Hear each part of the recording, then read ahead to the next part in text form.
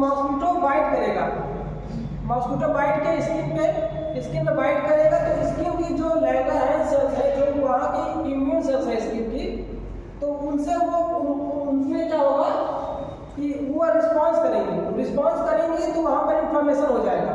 मतलब बहुत ढेर सारी जो जैसे कि काट लिया, मॉस्किटो को काट लिया, काटने के बाद वहाँ पर जो लैंगरहैंस सेल्स है, डेंड्राइटिक सेल्स है, वहाँ पर क्या करेंगे, उससे लड़ाई करेंगे। तो लड़ाई करने के बाद वहाँ इम्यून सिस्टम एक्टिव होगा और वहाँ पर इन्फ्लेमेशन हो जाएगा। इन्फ्लेमेशन होने के बाद वो जो वायरस है वो ब्लड में पहुँच जाएगा पूरी तरह से, तो पूरे सर्कुलेटरी सिस्टम में पहुँच जाएगा, जिससे वायरेमिया डेवलप हो जाएगा। अब वायरेमिया जब डेवलप हो जाएगा तो फिर वो ब्लड जो है, ब्लड ब्रेन बैरियर को तोड़ते हुए वो ब्रेन के हिस्सों में भी पहुँच जाएगा, अन्य जगहों पर भी पहुँच जाएगा। लेकिन ये जो होता है, अगर एक्स्ट्रा न्यूरल टिश्यू में पहुंचता है तो उससे सामान्य सिम्टम आते हैं, बहुत ही एसिम्प्टोमेटिक सिम्टम आते हैं, तो उसको हम इंसेफ्लाइटिस नहीं कहते हैं।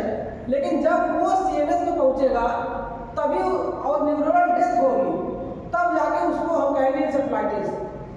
अगर एक्स्ट्रा न्यूरल टिश्यू में पहुंच रहा है तो उसको हम यहाँ पर इंसेफ्लाइटिस नहीं कहेंगे, इंसेफ्लाइटिस मेरे लिए है।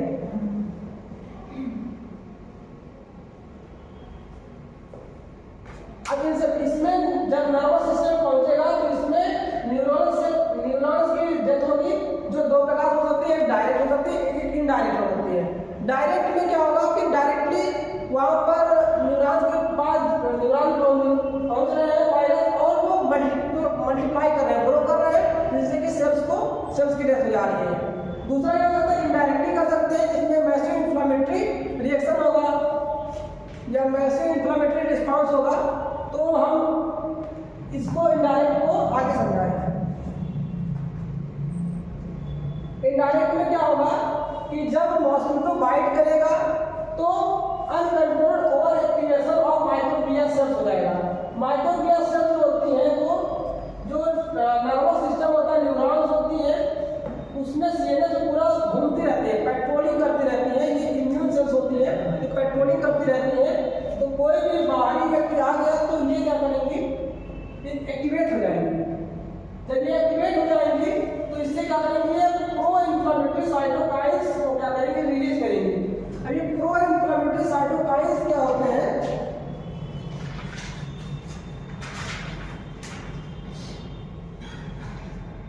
ये ग्रुप ऑफ प्रोटीन्स होते हैं जो कि इन्फ्लेमेशन और फीवर, मतलब कि pro-inflammatory cytokines are a group of proteins that can cause inflammation, fever, tissue damage and shock।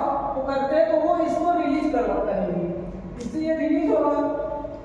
जब इससे रिलीज होगा और इसमें जो इसके फैक्टर है, साइटोकाइन्स हैं, जैसे कि interleukin 6, tumour necrosis factor alpha, monocyte, chemotactic protein 1 and RAMPS, ये नाम है साइटोकाइन्स के, ये सब रिलीज होंगे। जब ये रिलीज होंगे तो उससे क्या होगा कि प्रमोट करेंगे massive leukocyte migration and infiltration into brain.